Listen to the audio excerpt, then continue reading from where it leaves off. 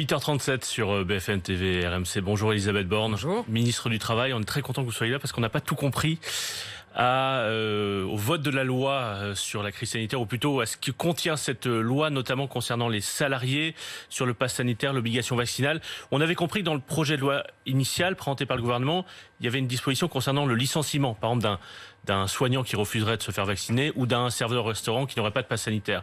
Est-ce que ça n'est plus dans la version votée par les parlementaires? Est-ce que, ou pas, on risque de se faire licencier si on refuse le pass sanitaire ou l'obligation vaccinale? Peut-être d'abord pour redonner le cadre général. La loi qui a été votée dimanche, elle va permettre la mise en œuvre des mesures qui avaient été annoncées par le président de la République. Il y a d'abord des mesures qui concernent tous les Français, notamment l'obligation de pass sanitaire dès l'entrée en vigueur de la loi, donc début août. Donc le pass sanitaire étendu au restaurant ou par exemple au TGV. En plus de l'extension depuis la semaine dernière au cinéma, parc de loisirs. Donc ça, c'est des mesures qui concernent tous les Français. Et effectivement, les salariés qui travaillent dans des établissements où les clients doivent avoir un pass sanitaire, au-delà du 30 août, ils devront également avoir un pass sanitaire. Puis il y a par ailleurs une obligation de vaccination pour les salariés ou les professions qui sont en contact avec les personnes les plus vulnérables. S'ils refusent, ils peuvent se faire licencier ou pas? Moi, je voudrais dire que depuis le départ, l'objectif, c'est d'abord de convaincre les salariés et de leur faciliter la vaccination. C'est pour ça qu'on a prévu dans la loi une autorisation d'absence pour permettre aux salariés de se faire vacciner sur son temps de travail sans perte de rémunération. Qu'on prévoit aussi, si le salarié ne peut pas produire un pass sanitaire valide, qu'il y a un entretien avec l'employeur pour voir comment il peut répondre à son obligation, qui peut prendre des RTT, qui peut prendre des jours de congé, et qui peut aussi voir avec l'employeur s'il peut être repositionné sur un poste qui ne nécessite pas de passe sanitaire. Ensuite, toujours pour éviter des sanctions disciplinaires, on a introduit une procédure de suspension du contrat de travail si le salarié ne peut toujours pas produire un passe sanitaire valide, ce qui lui permet... Donc suspension du salaire aussi. Donc suspension du salaire. Cette suspension, elle peut être levée dès que le salarié produit un passe sanitaire. Comme il n'y a pas de salaire, on voit bien que cette disposition ne peut pas durer non plus indéfiniment. Et on avait souhaité, dans la loi, encadrer la façon dont on pourra, le cas échéant, avoir recours au licenciement, en disant notamment que ce licenciement ne pouvait pas intervenir avant 2 mois, et puis qu'il s'accompagnait d'indemnités pour le salarié. Le Sénat a supprimé cette disposition.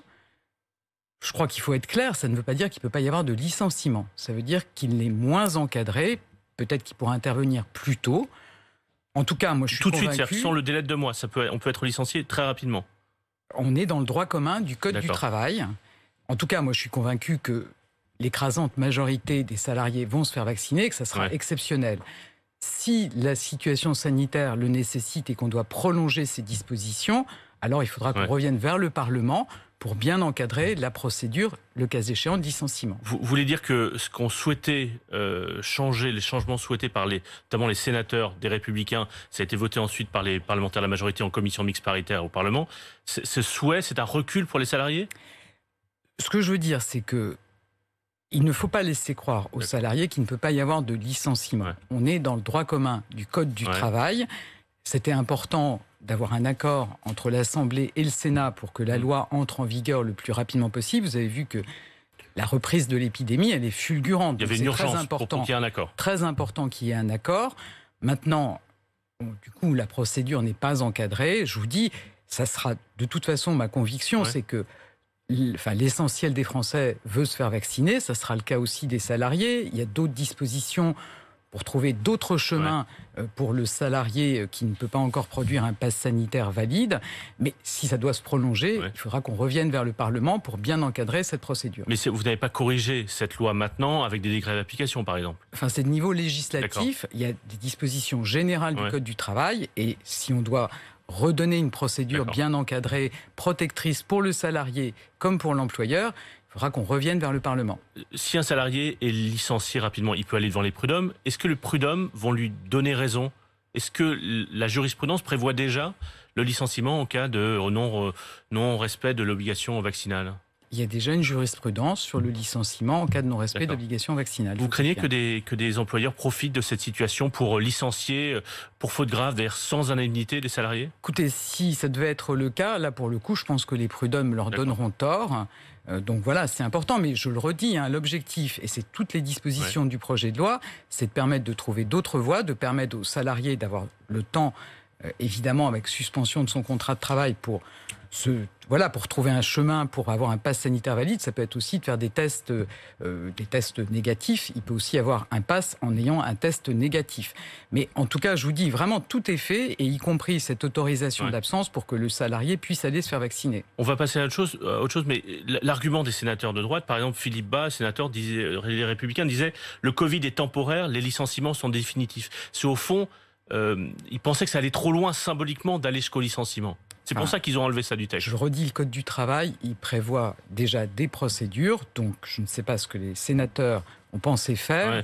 En tout cas, ils se sont trompés, je pense qu'il faut être clair sur le fait qu'il y a des procédures de licenciement qui sont possibles. Mais je le redis, là aussi, je suis convaincu que les salariés, ils vont massivement vouloir se faire vacciner. On fera tout pour leur faciliter la vaccination. Vous avez entendu que le Premier ministre avait annoncé qu'on allait ouvrir 5 millions de rendez-vous supplémentaires, et vraiment tout est fait pour faciliter la vaccination. Donc concrètement, vous le disiez tout à l'heure, ça s'applique à partir du 30 août pour les salariés. Du 30 août, les salariés qui travaillent dans un établissement dans lequel les clients doivent produire un pass sanitaire, les salariés devront aussi produire un pass sanitaire. Et ça concerne, pour les soignants, vous l'avez dit, non pas seulement les médecins, infirmiers, aides-soignants, mais aussi les personnels qui travaillent dans des établissements de soins, y compris le personnel administratif. Alors ça concerne effectivement tous les personnels des établissements de soins. Pour les personnels administratifs, le cas échéant, ils pourront aussi convenir avec leur employeur d'être en télétravail à 100%. Parce que du coup, il y a certains dans le débat parlementaire qui ont soulevé une forme d'incohérence. C'est-à-dire que vous avez, par exemple, quelqu'un qui travaille au service comptabilité d'une maternité, qui doit avoir l'obligation vaccinale. En revanche, par exemple, des policiers qui sont en contact tous les jours de la population, eux n'ont pas d'obligation vaccinale. Est-ce qu'il n'y a pas des incohérences dans ce filtre de l'obligation vaccinale? Ce qu'on veut, c'est vraiment protéger les personnes vulnérables face à ce virus. Un établissement, c'est un collectif de travail où les gens vont se croiser. L'objectif, c'est que le virus ne rentre pas dans l'établissement. Mais par exemple, si vous êtes sur des fonctions administratives, vous pouvez aussi convenir avec votre employeur de vous mettre à 100% au télétravail. Mais quand même, parce qu'on prend un peu de recul, ça fait presque 18 mois qu'on est là-dedans. Tous ces gens dont on disait au début 2020 qu'ils étaient essentiels, on les applaudissait tous les soirs aux fenêtres. Et là, moins d'un an et demi après, certains risquent d'être licenciés ou de ne plus être payés parce qu'ils refusent, à tort ou à raison, la vaccination. Il y a quand même il s'est passé moins d'un an et demi et on est passé des applaudissements à rendre à nouveau hommage aux soignants qui font un boulot formidable. Vous savez, moi j'ai été hospitalisé et j'ai vu à quel point ces soignants, ils sont parfois épuisés parce que ça fait des mois qu'ils sont sur le pont. Donc je pense qu'il faut à nouveau leur rendre hommage. Aujourd'hui, on veut absolument prévenir une nouvelle croissance des hospitalisations, des personnes, des admissions en réanimation, et on a une arme qui est le vaccin. Donc il faut vraiment que tout le monde puisse s'en saisir pour éviter de devoir reprendre des mesures de fermeture de certaines activités. Je pense que les Français n'en peuvent plus, et tous ceux qui sont vaccinés ne comprendraient pas qu'on revienne à nouveau à des restrictions sanitaires pour tout le monde. Donc c'est important que les gens puissent se faire vacciner, et on fera tout pour leur faciliter la vaccination. Elisabeth Borne, on n'a pas tout compris non plus sur le pass sanitaire. On va prendre l'exemple d'un restaurant. Il y a un contrôle de police. Un client n'a pas de pass sanitaire. Qui est responsable? Le client ou l'employeur? Ce qu'on demande aux responsables de l'établissement, c'est de s'assurer que ses clients, et en l'occurrence ses salariés, ont bien un pass sanitaire valide. Donc c'est l'employeur qui est responsable? C'est l'employeur qui est responsable. La police contrôle que l'employeur a fait les contrôles. On prend le même restaurant, même contrôle de police. Des clients n'ont pas le pass sanitaire. Là, est-ce que c'est le client qui est responsable ou le restaurateur? Non, je vous dis... Vous savez, comme depuis ces derniers mois, pour pouvoir avoir des activités ouvertes, notamment des restaurants, on applique des protocoles sanitaires.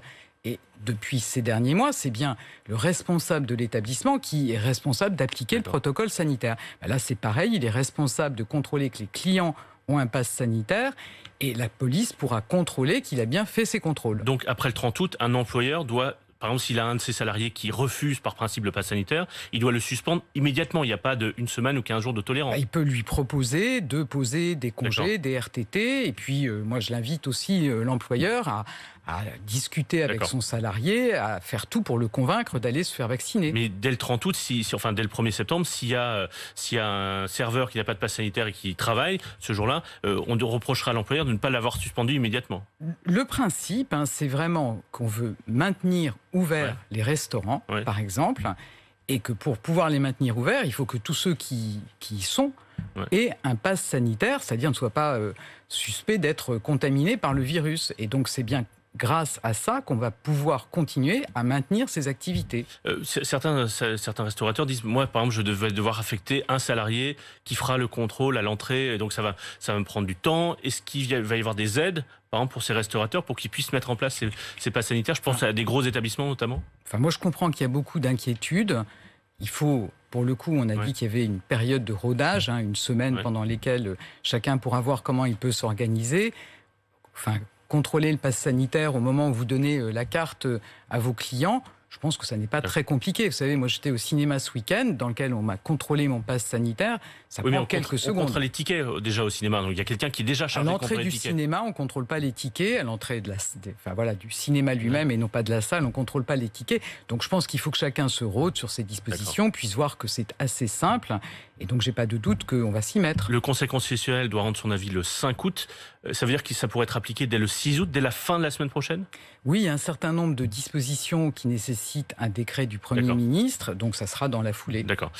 Certains parlementaires, c'est peut-être un non-dit de cette discussion parlementaire, certains parlementaires de gauche, mais aussi quelques-uns de droite, disent tout ça, ça va ressembler à une usine à gaz, ça va être compliqué notamment pour les employeurs. Est-ce qu'on n'aurait pas dû aller jusqu'à l'obligation vaccinale de tous les adultes, par exemple? Est-ce que c'est pas ça, au fond, qui pourrait se passer dans quelques semaines ou dans quelques mois?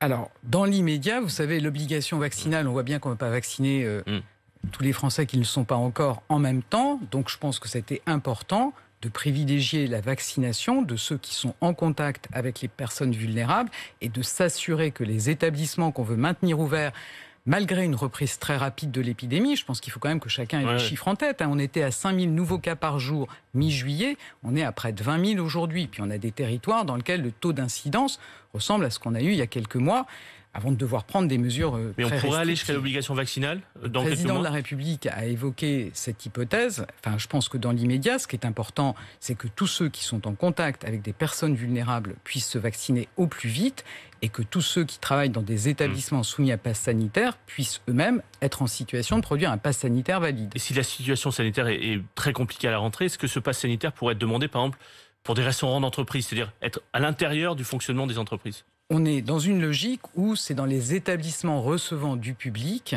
donc les parcs de loisirs, les cinémas, les restaurants, qu'on demande ce passe sanitaire.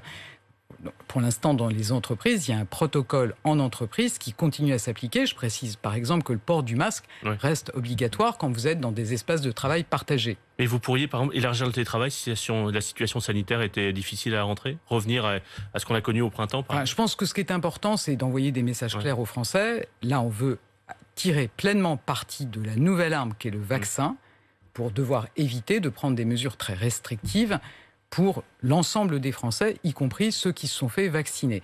Ensuite, le télétravail, ça reste une bonne mesure pour limiter la diffusion du virus. Je rappelle qu'aujourd'hui, on continue à recommander le télétravail. On a dans le protocole en entreprise toujours l'idée qu'il faut que l'employeur, dans ce dialogue avec les représentants des salariés, fixe un nombre minimal de jours de télétravail. Donc ça reste valable aujourd'hui et il faut effectivement continuer à appliquer ce protocole dans les entreprises. Elisabeth Borne, dans ce contexte sanitaire qui va être compliqué, comme vous le disiez, à la rentrée, est-ce que l'application de la réforme de l'assurance chômage pourrait être repoussée ou est-ce que ce sera au 1er octobre, quoi qu'il arrive? Alors le président de la République a bien dit qu'on allait se mettre en situation d'appliquer toute la réforme de l'assurance chômage à partir du 1er octobre. Vous savez qu'il y a un certain nombre de dispositions qui s'appliquent déjà depuis le 1er juillet. Par exemple, le bonus-malus pour les entreprises qui recourent de façon excessive au contrat court. Et on va donc revenir vers le Conseil d'État pour compléter cette réforme avec le nouveau mode de calcul de l'allocation chômage. Je crois qu'il faut voir que la reprise économique, elle est très dynamique. On bat tous les records sur les embauches. Parce que le Conseil d'État avait dit qu'en raison de la situation économique, tout ne pouvait pas s'appliquer au 1er juillet. Le Conseil d'État avait des interrogations sur la situation économique. Je pense qu'on peut le rassurer. Vous savez, on a eu 840 000 embauches au mois de juin. C'est le record absolu depuis 15 ans. 400 000 embauches en CDI. Tous les indicateurs sont au vert. Et les mesures dont on parlait, c'est précisément pour éviter de casser cette dynamique de reprise économique, cette très bonne dynamique sur le marché du travail, qui se traduit aussi par des tensions auxquelles on essaye de répondre, des entreprises qui n'arrivent pas à recruter. Donc on pourra revenir vers le Conseil d'État pour une mise en œuvre au 1er octobre. C'est un peu passé au second plan, puisque le président de la République avait annoncé ce soir-là le pass sanitaire, mais lors de son allocution, il a aussi parlé d'un revenu d'engagement pour les jeunes. C'est un nouveau dispositif que vous allez piloter. Est-ce que, parce que certains disent, mais au fond, ça ressemble à une sorte de RSA jeune. C'est pas ça. D'abord, le président de la République, il a voulu dire à nouveau que notre priorité absolue, c'est la jeunesse. On demande beaucoup de sacrifices aux jeunes depuis le début de la crise. Et c'est pour ça qu'on a, depuis 1 an, mis en œuvre un plan « Un jeune, une solution » pour permettre aux jeunes de trouver un emploi, une formation, un apprentissage ou un accompagnement. Mais là, ce revenu d'engagement, c'est les jeunes sans emploi, sans formation. Voilà, c'est pour les jeunes qui sont ni en emploi, ni en formation, qui sont dans des jobs précaires, qu'ils aient droit à un accompagnement, et dès lors qu'ils s'engagent dans cet accompagnement, alors ils auront droit à une allocation jusqu'à 500 € par mois. L'objectif, il est simple, qu'aucun jeune ne soit empêché d'entrer en formation dans un parcours vers l'emploi parce qu'il a des difficultés financières. Est-ce que vous allez élargir ces critères pour accéder à ce revenu d'engagement jeune ? On veut que chaque jeune qui n'est ni en emploi, ni en formation, ou qui est dans un job précaire, ait droit à un accompagnement vers l'emploi. Ça veut dire, par exemple, des immersions en entreprise, ça veut dire accéder à des formations. Et dès lors qu'il s'engage dans ce parcours, il a droit à une allocation jusqu'à 500 € par mois. Est-ce que un jeune qui serait tout seul pour se débrouiller aurait le même montant qu'un jeune qui, par exemple, qui vit toujours chez ses parents ? En fait, on a des règles sur les ressources des parents quand on est rattaché au foyer fiscal de ses parents. Mais je vous dis, le principe, il est vraiment qu'on veut accompagner chaque jeune, que le nombre de jeunes qui, en France, n'est ni en emploi, ni en formation ou dans des jobs précaires est beaucoup trop important et que c'est vraiment quelque chose qu'il faut qu'on arrive à apporter une réponse à chaque jeune pour qu'il puisse accéder à l'autonomie, qu'il puisse accéder à un emploi durable. Elisabeth Borne, on a compris que la réforme des retraites ne se ferait pas avant la fin du mandat présidentiel. Alors le président de la République nous a demandé d'engager des concertations à la rentrée, parce que vous savez, les problèmes qui existaient avant la crise sont toujours les mêmes. On a besoin d'un système plus lisible, sortir des 42 régimes avec forcément des injustices. On a besoin de s'assurer que chaque Français qui a travaillé, qui a une carrière complète, a une pension décente. Et on sait qu'on devra travailler pas lieu plus là longtemps. avant mai prochain. On va engager des concertations à la rentrée. On est en train de regarder avec le Premier ministre comment on va organiser ces concertations.